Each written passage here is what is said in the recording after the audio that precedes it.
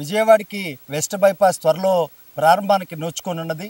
ముఖ్యంగా కాజా నుంచి చిన్నవుట్పల్లి వరకు 49 కిలోమీటర్ల దూరంలో ఈ బైపాస్ని ప్రారంభించారు. అందులో ముఖ్యంగా 2 టోల్ గేట్లని ఇచ్చారు.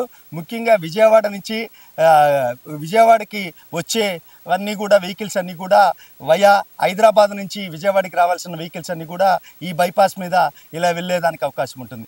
ముఖ్యంగా విశాఖపట్నం నుంచి వచ్చే వెహికల్స్, చెన్నై నుంచి వచ్చే వెహికల్స్ చిన్నవుట్పల్లి నుంచి ప్రారంభమయ్యి ఇట్లా గన్నవరం మీదుగా వయా చిన్నవుట్పల్లి మీదుగా విశాఖపట్నం వెళ్ళుకోవచ్చు. విశాఖపట్నం నుంచి వచ్చే వెహికల్స్ అన్నీ కూడా వయా గొల్లపూడి దగ్గరికి వచ్చి ఇట్లా హైదరాబాద్కి వెళ్ళేదానికి అవకాశం ఉంది. ముఖ్యంగా విజయవాడకి ఈ 3 ప్రాంతాల నుంచి సెంటర్ పాయింట్లో విజయవాడ కేంద్రంగా ఉండడంతో ముఖ్యంగా ట్రాఫిక్ విపరీతంగా అయిపోతుంది.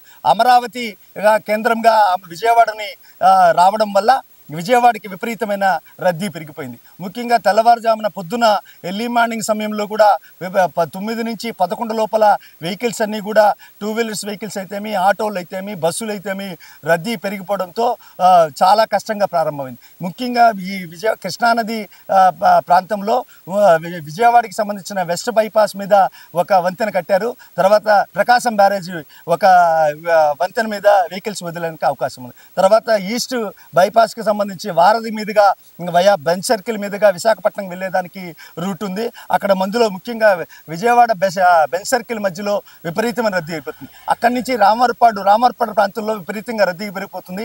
రామవరపాడు మీదుగా విశాఖపట్నం వెళ్లాల్సిన వెహికల్స్ అన్ని కూడా ఇట్లా వయా ఇలా ఈ బైపాస్ ఓపెన్ అయితే ట్రాఫిక్ కష్టాలు చాలా తీరే అవకాశము ముఖ్యంగా విజయవాడ ప్రాంతంలో ప్రజలందరికీ సులువవుతుంది. ముఖ్యంగా ఏదైతే అసెంబ్లీకి వెళ్ళాలన్నా విజయవాడ ప్రాంతంలో చిన్న రోడ్లు అవ్వడంతో ఇరుకు ప్రాంతం వల్ల చాలా వెహికల్స్ అన్నీ కూడా ఏదైతే మంత్రుల క్యాన్వాయిలు కానీ, సీఎం క్యాన్వాయిలు కానీ ఇవన్నీ పోవడం చాలా ఇరుకైపోతుంది. ఈ లారీలు విపరీతంగా ఉండడం వల్ల ఇట్లా వయా విజయవాడకి ఏ పక్క నుంచి చెన్నైకి వెళ్ళాలన్నా, ఇట్లా విశాఖపట్నం వెళ్ళాలన్నా విజయవాడ కేంద్రంగా ఉంటుంది. ముఖ్యంగా గుంటూరు నుంచి విజయవాడకి రావాలన్నా కూడా వెహికల్స్ చాలా రద్దీగా అవుతుంది. ముఖ్యంగా ఈ బైపాస్ ప్రారంభమైతే ఎన్నో కష్టాలు దొరుకుతాయి. 300 కోట్ల వ్యవధితో ఈ బైపాస్ నిర్మిస్తున్నారు.